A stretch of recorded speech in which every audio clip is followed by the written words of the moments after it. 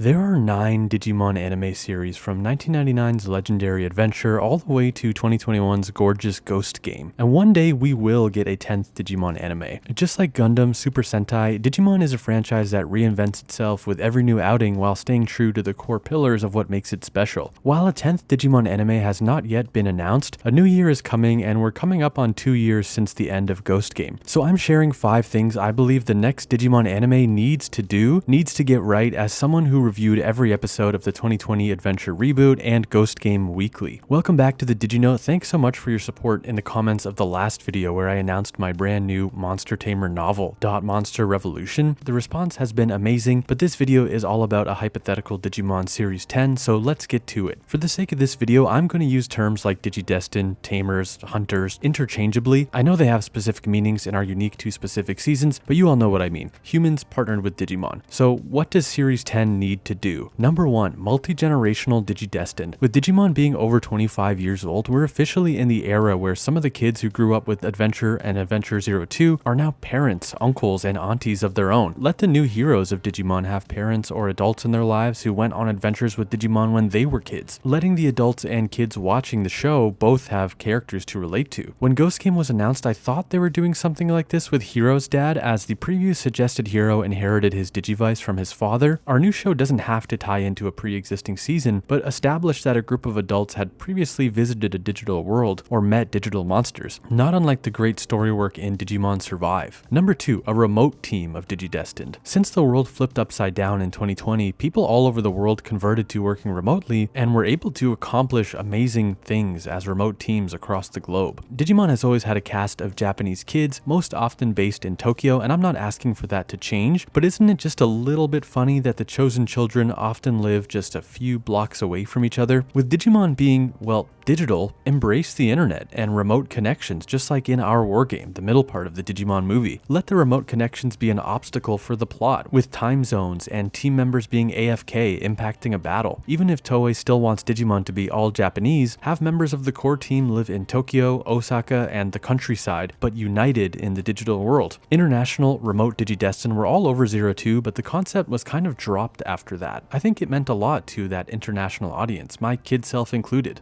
3. Evolution limits, ideally tech-related. Since the dawn of anime transformations, be it Super Saiyan 2 or Ultimate level Digimon, there has been the lingering question, why ever use Champion again once you have Ultimate at your disposal? Why bother with Super Saiyan 1 when you can skip to Super Saiyan 3 or Super Saiyan Blue with no consequence? We need a clearly defined system for evolution that explains why a Digidestin opted to evolve their Digimon to Champion even when Ultimate was an option. A risk-reward system is what I'm asking for. Ghost Game had evolution limits, but messed up by not explaining how they worked. Was it a time limit, a power output limit? My ideal proposal is to have the monster's power potential directly tied to the human's hardware limitations. Like how you can run a brand new game on low graphics settings, but it'd fry your computer if you tried to run it on ultra high settings. Maybe low settings equals rookie and ultra high equals mega. Maybe your computer is your Digivice that needs servicing and upgrading. Again, this is Digimon, these are digital monsters, let's reintroduce the tech angle to all of this. Number 4, at least 2 girls in the core cast. Hear me out, this is not a waifu wars thing. I think Digimon has its best female characters when there are at least 2 in the team roster. When there's only 1, the girl shoulders the responsibility of being girl. Think Ghost Game. Hiro is the brave and sweet leader. Kiyoshiro is the cowardly genius who steps up when it counts. Ruli is the girl. She could be more than that, but the writers too often look at her and go, oh, girl. Same thing with Zoe from Frontier. She has her fans and deserves them, but the writers go, yep, she's the girl. Then you have some of Digimon's best and most complex characters, Mimi and Sora, Yoli and Kari, Rika and Jerry, who in my assessment got to be such complex girl characters because they didn't have to stand in for all girls. Writers couldn't take the shortcut and go, what would a girl do here? Twice for 2 characters. They had to think, what would Mimi do here? And how would that differ from what Sora would do here? Thus creating 2 interesting, unique characters. This is not me trying to hit some diversity quota or whatever strange things cynics will say. This is just me wanting well-written characters, and I think this is one way to do it. Ideally, I'd love to see a split protagonist season with a male and female lead, kind of like the current mega hit Dandadan or the new Pokemon series or Cyber Sleuth and Hacker's Memory if you count those as a single series. There'd be lots of ways to do this right.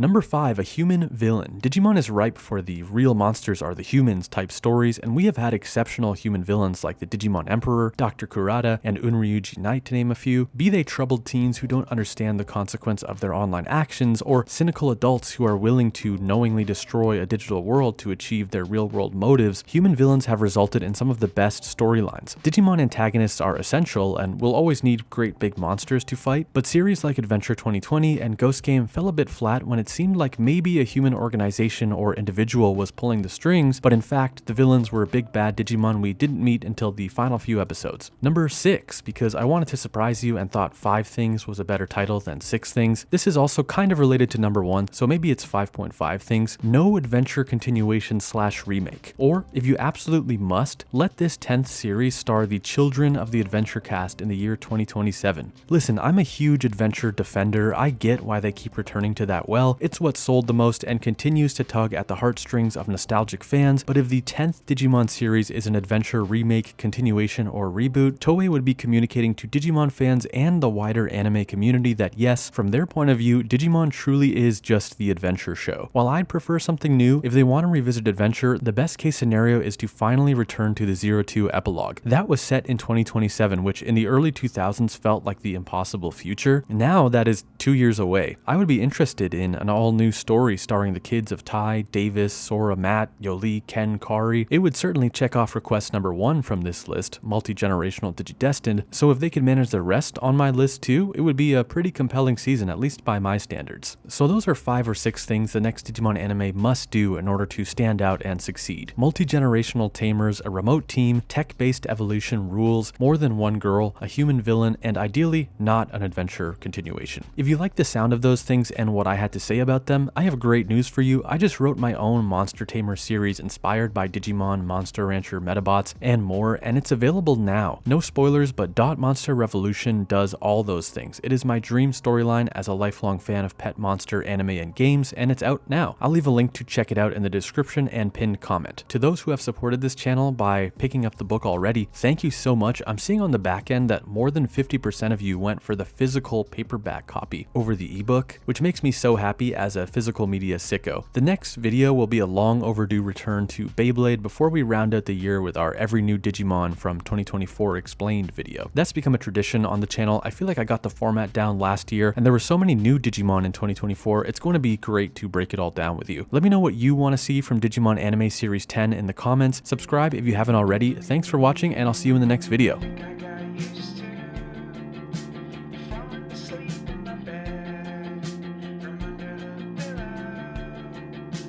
Tiny sound of